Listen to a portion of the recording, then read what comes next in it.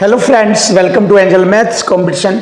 Friends, आज की video start करेंगे आदित्य रंजन सर की बुक रेलवे गणित। बहुत ही जबरदस्त और बेस्ट सॉल्यूशन के साथ आपको इस बुक के एक एक क्वेश्चन का सॉल्यूशन मिलेगा। जैसे कि आप जानते हैं कि हमारी ये नई वीडियो चल रही है ज्योमेट्री से रिलेटेड, और ज्योमेट्री एक जबरदस्त टॉपिक है जो आपके रेलवे एग्जाम के लिए जबरदस्त होगा, और इससे रिलेटेड सभी क्वेश्चनों का सॉल्यूशन भी आपके लिए जबरदस्त कराया जाएगा। तो ज्योमेट्री के चैप्टर को आप नजरअंदाज मत कीजिए, ये जबरदस्त टॉपिक है। तो इसके क्वेश्चनों का सॉल्यूशन आपको बहुत इजी मिलेगा, आप आसानी से सीख सकते हैं। तो चलिए स्टार्ट कर लेते हैं चैप्टर नंबर 22 ज्योमेट्री। तो देख लेते हैं ज्योमेट्री में क्या क्या कंडीशन होती है। मैंने जैसे बताया आपको, क्वेश्चन की लैंग्वेज को समझो और उसके अकॉर्डिंग क्वेश्चन का सॉल्यूशन करो। जैसे कि यहाँ पर क्वेश्चन नंबर 61 आता है, एक समबाहु त्रिभुज ABC। देखो, एक समबाहु त्रिभुज ABC की भुजा 28 सेंटीमीटर है। एक अन्य समबाहु त्रिभुज PQR की भुजा ज्ञात कीजिए जिसका क्षेत्रफल त्रिभुज ABC के क्षेत्रफल का 16 गुना है। देखिए, बहुत से बच्चे लैंग्वेज को समझ नहीं पाते, तो यहाँ से आप ध्यान से देखो किसका क्षेत्रफल कहा है। इसने क्षेत्रफल कहा है कि त्रिभुज समबाहु त्रिभुज PQR की भुजा ज्ञात करना ही है, और इसी का जो क्षेत्रफल है वो त्रिभुज ABC के क्षेत्रफल का 16 गुना है। तो यहाँ पर ये ही टैग्स है क्वेश्चन के अंदर। तो हम लिख लेते हैं समबाहु त्रिभुज PQR का क्षेत्रफल लिखेंगे, जिससे हम इसकी भुजा आसानी से ज्ञात कर सकें। तो लिख लेंगे समबाहु त्रिभुज PQR का क्षेत्रफल समबाहु त्रिभुज ABC के क्षेत्रफल का 16 गुना है। देखिए 16 गुना है ये। देखिए यहाँ पर ये हमारा इक्वल टू इक्वल को रिप्रेजेंट कर रहा है। बहुत से बच्चे देखते हैं कि इक्वल टू इक्वल कहाँ लगता है, क्वेश्चन की लैंग्वेज से आसानी से लग जाता है क्वेश्चन की लैंग्वेज में। अब आप देखिए इक्वल टू इक्वल हो गया, बराबर बराबर। अब यहाँ से क्वेश्चन फिनिश हो जाएगा। देखिए समबाहु त्रिभुज PQR का क्षेत्रफल होगा √3/4 भुजा का स्क्वायर, क्लियर, बराबर 16 गुणा समबाहु त्रिभुज ABC का क्षेत्रफल होगा √3/4 भुजा, इसकी भुजा दी गई है, ये समबाहु त्रिभुज ABC की भुजा दी गई है 28 गुणा 28, क्लियर है। अब देखिए यहाँ से इसकी त्रिभुज की भुजा आ जाएगी, त्रिभुज समबाहु त्रिभुज PQR की भुजा मालूम हो जाएगी। √3/4 से √3/4 कट गया, क्लियर। अब देखिए A² बराबर होगा 16 का 4 और 28 गुणा 28 का होल स्क्वायर करेंगे यहाँ पर, क्लियर। स्क्वायर से स्क्वायर हटाएगा। A बराबर, A जो है समबाहु त्रिभुज PQR की भुजा है, तो A बराबर 4 × 32, 3 4 दूनी 8, 3 11, 112।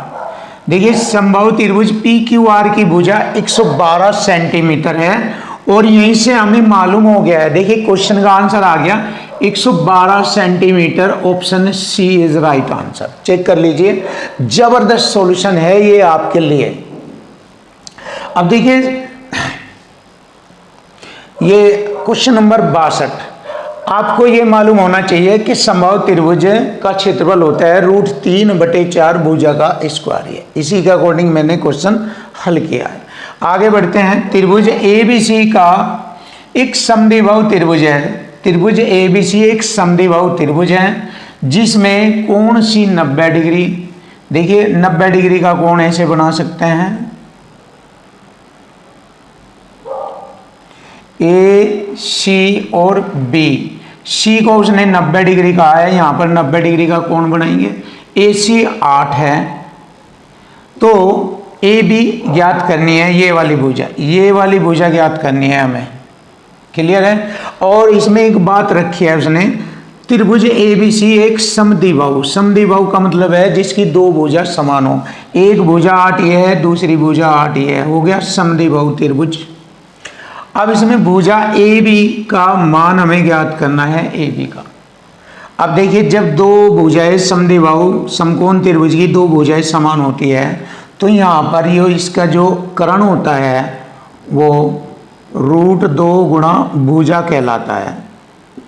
√2 गुणा भुजा कहलाता है। ये कैसे होता है ये भी आपको दिखाया जाएगा, लेकिन आप पहले इसका जवाब लिख दीजिए। भुजा इसकी दे रखी है 8 तो 8√2 हो जाएगा इसका ए बी।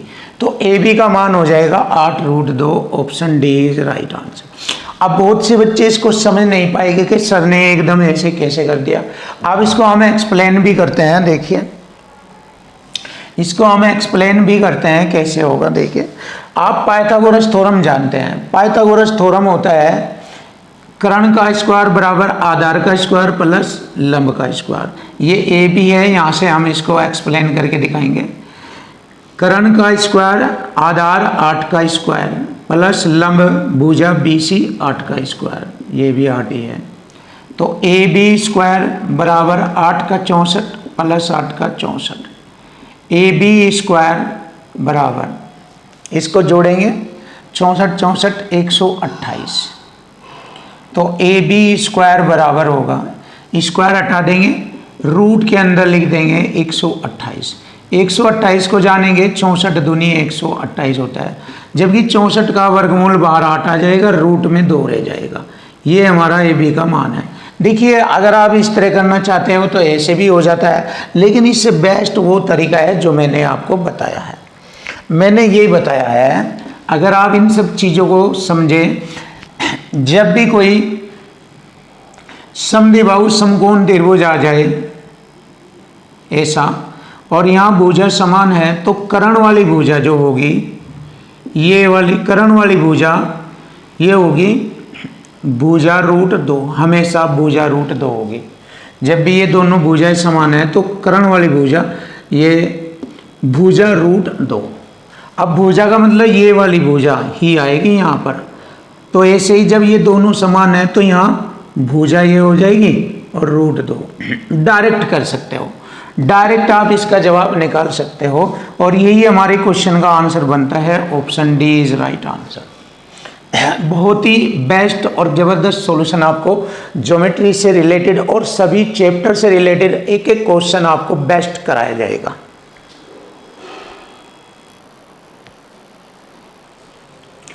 Question number 63। देखिए, क्वेश्चन नंबर 63, ABC एक समकोण त्रिभुज है, इसमें एक वृत्त बना हुआ है उसके अंदर, और समकोण की दो भुजाओं की लंबाई 10 व 24 सेंटीमीटर है। तो वृत्त की त्रिज्या ज्ञात कीजिए। देखिए, सबसे पहले हम जानेंगे एक समकोण त्रिभुज, इसको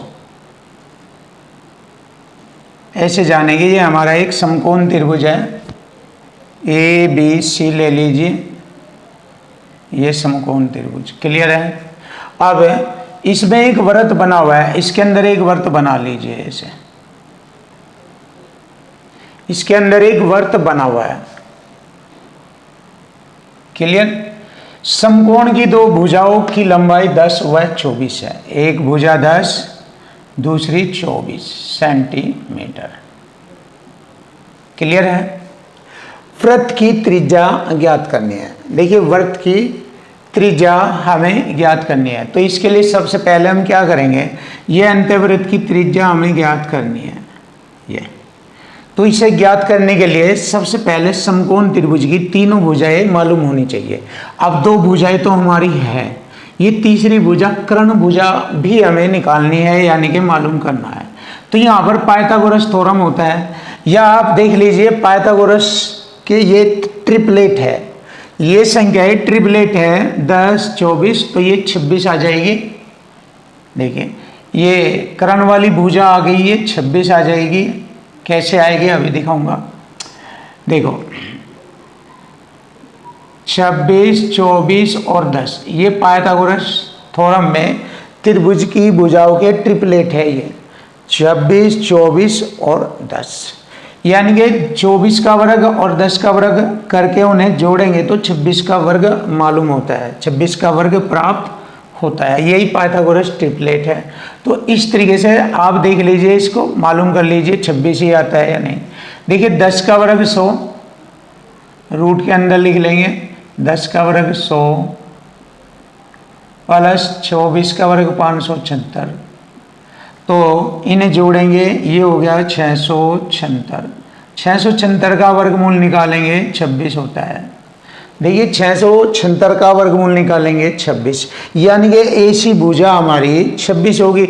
आप कह सकते हैं कर्ण भुजा हमारी 26 होगी, लंब भुजा हमारी 24 है, आधार भुजा हमारी 10 है। तो यहाँ पर वृत्त की त्रिज्या हमें ज्ञात करनी है। देखिए वृत्त की त्रिज्या सिंपल है, वृत्त की त्रिज्या बराबर होता है आधार जमा लंब माइनस कर्ण बटे में 2। ये वाला कॉन्सेप्ट होता है। समकोण त्रिभुज के अंतःवृत्त की त्रिज्या अगर ज्ञात करनी है, आधार जमा लंब माइनस कर्ण बटे 2। आधार भुजा हमारी 10 है, लंब भुजा 24 और माइनस कर्ण हो गया हमारा 26 बटे 2। ये आ गया, इसमें 34 में से 26 घटाएंगे 8 बटे 2, 2 चौक 8, 4 सेंटीमीटर। लीजिए आ गया, हमारे क्वेश्चन का आंसर आ गया 4 सेंटीमीटर। ये रहा। देखिए सिंपल तरीके से मालूम हो गया है, option D is right answer. ये रहा जवाब। देखो जबरदस्त तरीका है, आप ऐसे आसानी से कर सकते हैं। अब देखिए क्वेश्चन नंबर 24। एक समकोण त्रिभुज का परिमाप 60 सेंटीमीटर है, इसका कर्ण 26 है। देखिए समकोण त्रिभुज की बात कर रहा है। जब कर्ण 26 आ जा, ये रहा 26, तो उसकी आधार और लंब भुजा 10 व 24 होती है। याद रखना आप। देखिए ये एक हमारा समकोण त्रिभुज है, ऐसे ए बी सी, और कर्ण भुजा उसकी दे दी है 26, जैसे कि हमें मालूम है 26। जिस समकोण त्रिभुज की कर्ण भुजा 26 होगा, उसका लंब और आधार भुजा 24 व 10 होगा। हमेशा याद रखिए 24 व 10, ये हमारा समकोण त्रिभुज है। क्लियर। इसका परिमाप देखें 60, अब जोड़ के देख लीजिए 60 हो जाएगा। 24 और 34 होता है, 26 और 34 होता है 60। देखिए परिमाप भी हमारा 60 होता है, कर्ण हमारा 26, इन दोनों की मदद से। त्रिभुज का क्षेत्रफल बताना, त्रिभुज का क्षेत्रफल बराबर होगा 1/2 आधार गुणा लंब। ये होगा समकोण त्रिभुज का क्षेत्रफल। तो अब हम क्या करेंगे, 1/2 आधार भुजा 10 है, गुणा करेंगे, लंब भुजा 24 है। अब इसको हल करेंगे, 2 पंजे 10, 24 पंजे 120। ये रहा हमारे क्वेश्चन का आंसर 120। जबरदस्त सॉल्यूशन, 120 सेंटीमीटर स्क्वायर। ये स्क्वायर में होगा क्योंकि क्षेत्रफल जो है उसकी इकाई मीटर में होती है, स्क्वायर मीटर या वर्ग इकाई होती है। तो ये हो गया हमारे क्वेश्चन का आंसर 121।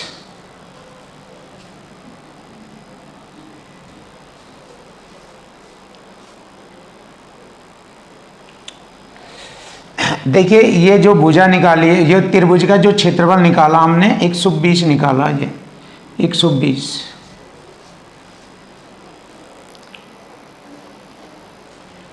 Question number 65। देखिए क्वेश्चन नंबर 65 का सॉल्यूशन होगा जबरदस्त तरीके से। एक समकोण त्रिभुज का आधार 12 सेंटीमीटर है और अन्य दो भुजाओं का अंतर 6 सेंटीमीटर है। तो त्रिभुज का परिमाप बताइए। देखिए सबसे पहले जानेंगे समकोण त्रिभुज। ऐसे सबसे पहले हम जानेंगे समकोण त्रिभुज ए बी और सी। ये हमारा समकोण त्रिभुज है। अब इसकी आधार भुजा हमारी ये 12 सेंटीमीटर है। क्लियर। अन्य दो भुजाएं हमारी ये वाली भुजा होगी और ये वाली भुजा होगी, यानी कर्ण और लंब दोनों भुजाएं ये होगी। इन भुजाओं का अंतर हमारा 6 सेंटीमीटर है। अंतर मतलब बड़ी संख्या में से छोटी संख्या घटेगी, यानी कि हाइपोटेनियस माइनस परपेंडिकुलर। ये बड़ी में से ये छोटी घटेगी तो अंतर कहलाता है 6 का। क्लियर। तो त्रिभुज का परिमाप ज्ञात करना है, तो सीधी सी बात है। आप देखिए हमें मालूम है कि कर्ण का वर्ग यानी कि AC का वर्ग बराबर होगा AB का वर्ग जमा BC का वर्ग। ये हम पाइथागोरस थ्योरम में जानते हैं, पाइथागोरस थ्योरम।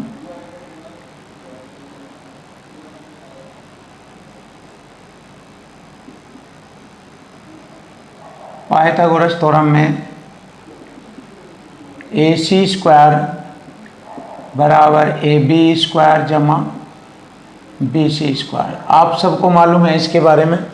देखिए यानी कि H का स्क्वायर बराबर AB 12 का वर्ग 144 और प्लस ये होगा P का स्क्वायर।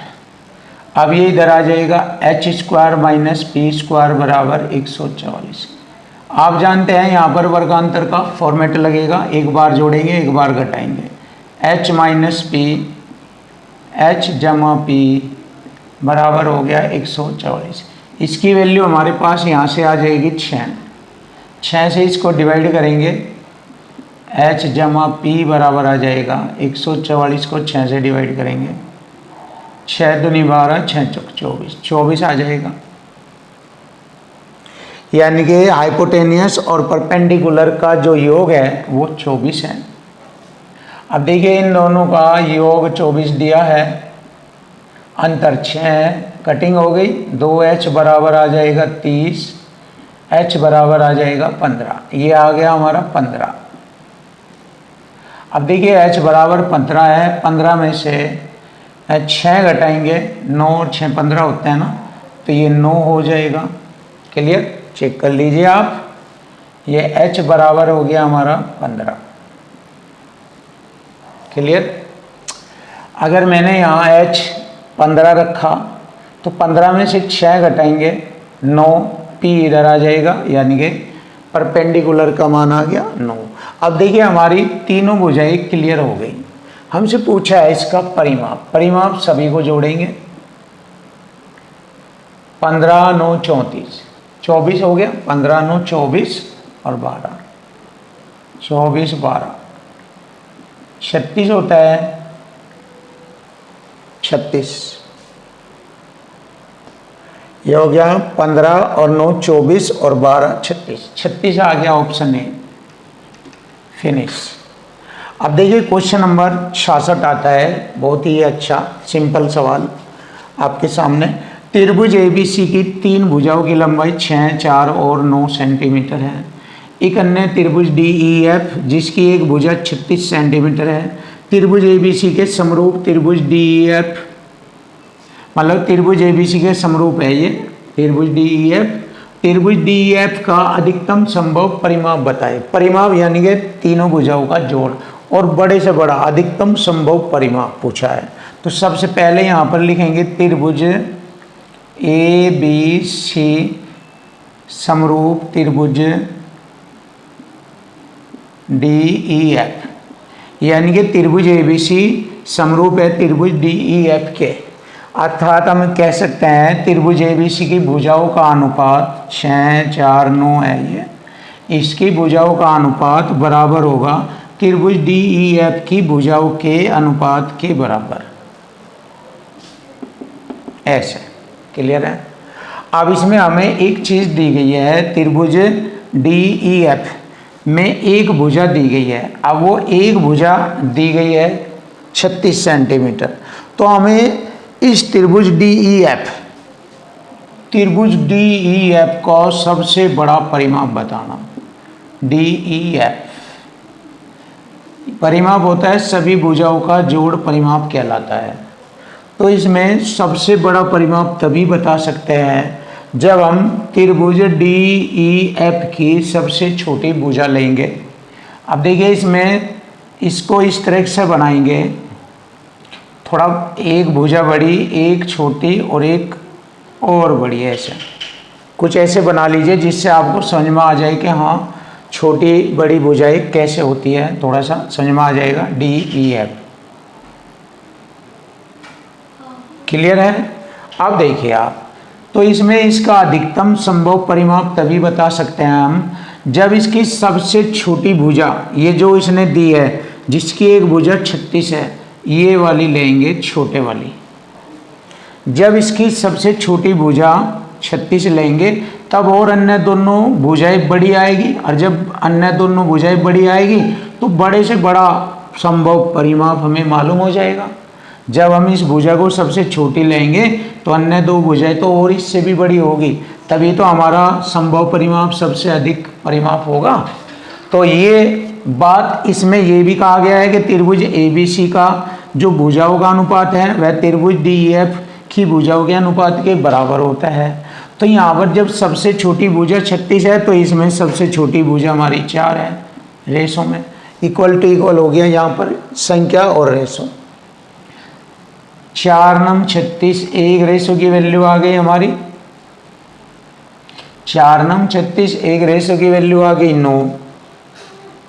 अब देखिए 9 9 छिक 54, 9 छिक 54 और 9 चौक 36 और 9 नम्मा 81। इसी से ही हमने इसको निकाल दिया है। एक रेशो की वैल्यू आ गई हमारी 9, तो 9 छिक 54, 9 चौक 36, 9 नम्मा 81। देखिए त्रिभुज ABC की भुजाओं का अनुपात बराबर होगा त्रिभुज DEF की भुजाओं के अनुपात के बराबर। तो इसलिए यहाँ से हमें त्रिभुज का बड़े से बड़ा DEF के त्रिभुज का बड़े से बड़ा संभव परिमाप हमें ज्ञात हो जाएगा। अब इसका परिमाप देखना है कितना है, सभी भुजाओं का जोड़ करेंगे। 54 प्लस 36 प्लस 81 ये हमारा परिमाप है। 6 4 10 रे 11 हासिल 1, 8 रे 9 9 और 3 12 5 17, 171 सेंटीमीटर। तो 171 सेंटीमीटर है, option B is right answer. ये रहा।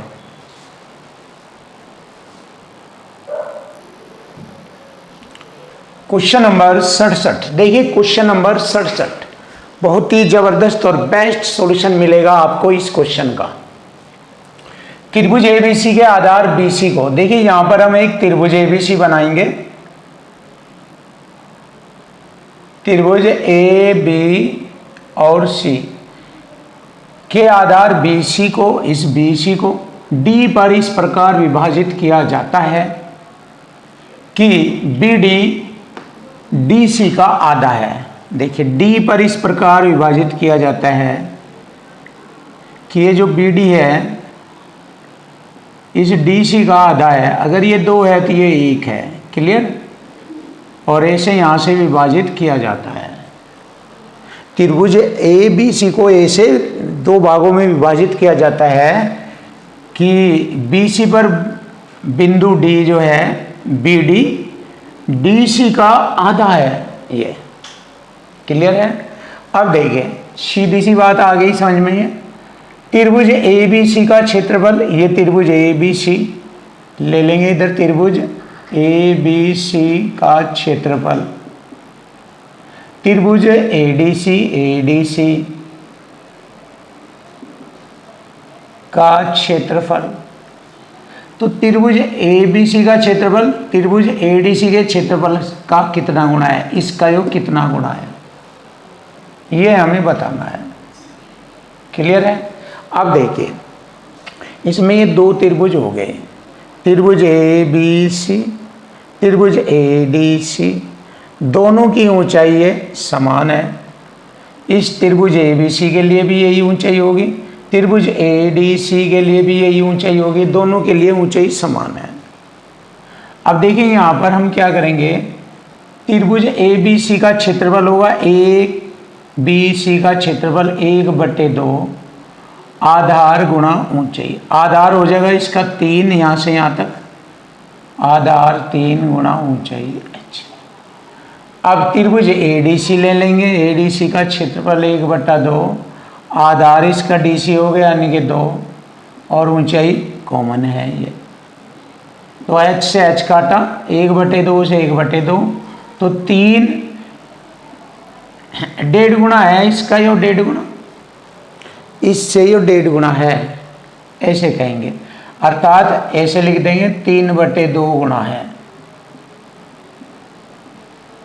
लीजिए क्वेश्चन का आंसर आ गया, बहुत सिंपल आसान, option B is right answer.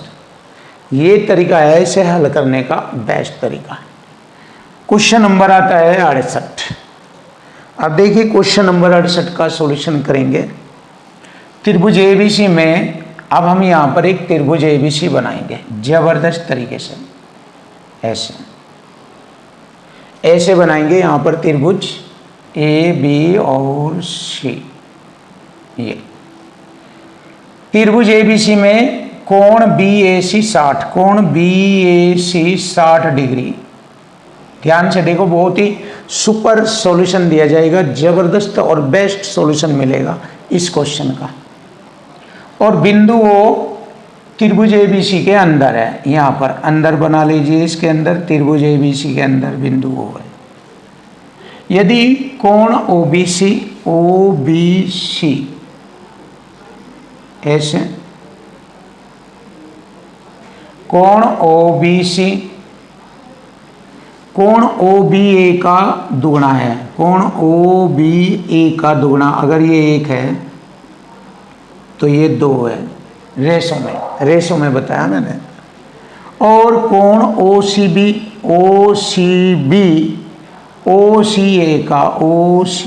का दुगुना, अगर ये 1 है तो इधर ये भी 2 है, दुगुना। क्लियर।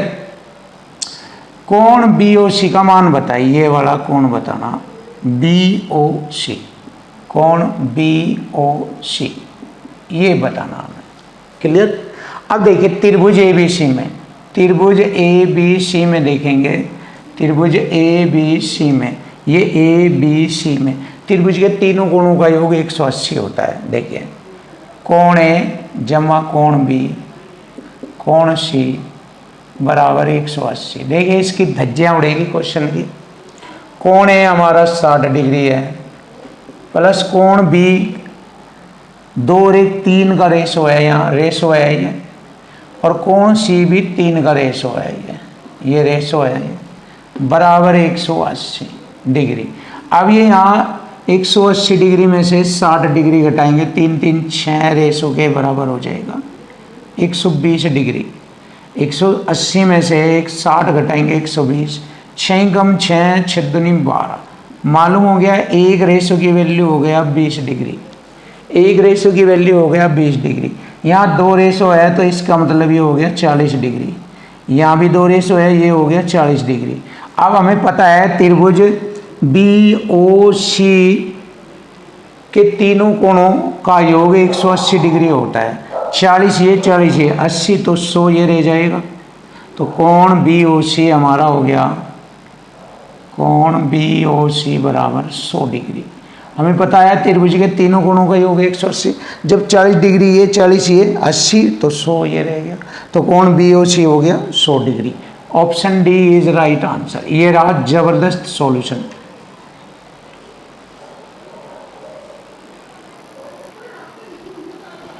Question number 69। देखिए क्वेश्चन नंबर 69, त्रिभुज PQR में QR को S तक बढ़ाया। ये यहां पर हम त्रिभुज PQR बनाएंगे।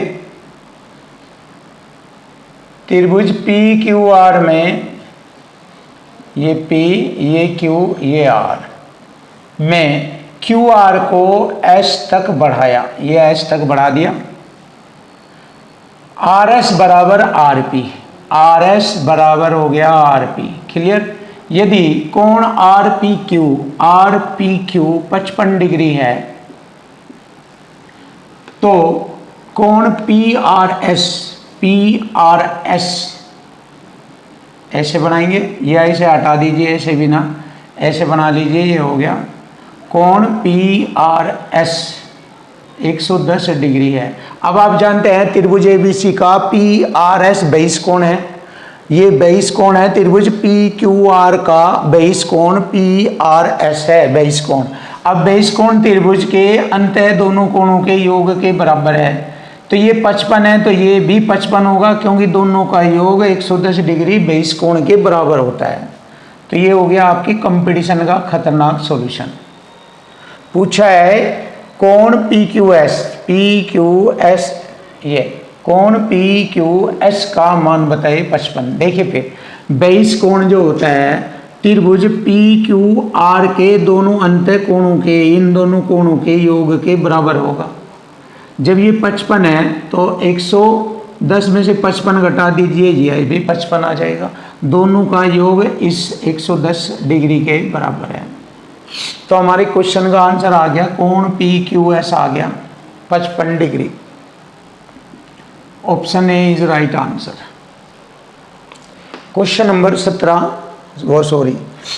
नंबर 70 त्रिभुज XYZ है। देखिए यहाँ पर एक त्रिभुज बनाएंगे XYZ, ये त्रिभुज X Y और Z। त्रिभुज XYZ में XY 12 है, ये वाली भुजा 12 है, YZ 18 है। क्लियर। XW YXZ का कोण समद्विभाजक है, YXZ का कोण समद्विभाजक है ये। क्लियर। कोण का समद्विभाजक है, भुजा का समद्विभाजक नहीं है, कोण का। W क्लियर हो गया। यहाँ लो YZ को W पर इस प्रकार मिलता है, YZ को W पर इस प्रकार मिलता है कि YW और WZ का रेशो 4 और 5 का रेशो है। अब देखिए YW का मान निकालेंगे और यहाँ पर WZ का मान निकालेंगे। दोनों का टोटल यहाँ से यहाँ लोग का 18 योग है, ये रहा। और हमारा दोनों रेशो का योग है 9, 9 ही कम 9, 9 दूनी 18, एक रेशो की वैल्यू 2 आ गई। तो 2 चौका 8, 8 तो ये हो गया, 2 पंजे 10, 10 ये हो गया यहाँ से यहाँ लो। क्लियर है। त्रिभुज की तीसरी भुजा ये वाली पूछा है, XZ का लंबाई बताओ, XZ की लंबाई बताओ। तो हम जानते हैं कि XY बटे में XZ, हम जानते हैं XY बटे में XZ बराबर होगा YW बटे में WZ। ये हमारा कॉन्सेप्ट है जो हम पहले भी पढ़ चुके हैं। XY का मान 12 है, XZ हमारा पूछा गया है, YW हमारा 8 है और WZ है 10। 4 दूनी 8, 4 तिये 12, 2 पंजे 10, 5 तिये 15, XZ बराबर आ जाएगा 15। ये आ गया हमारे क्वेश्चन का आंसर, क्योंकि बर्ज गुणा हो जाएगी इसके यहाँ पर 3 पंजे 15 centimetre. Option B is right answer. जबरदस्त सॉल्यूशन।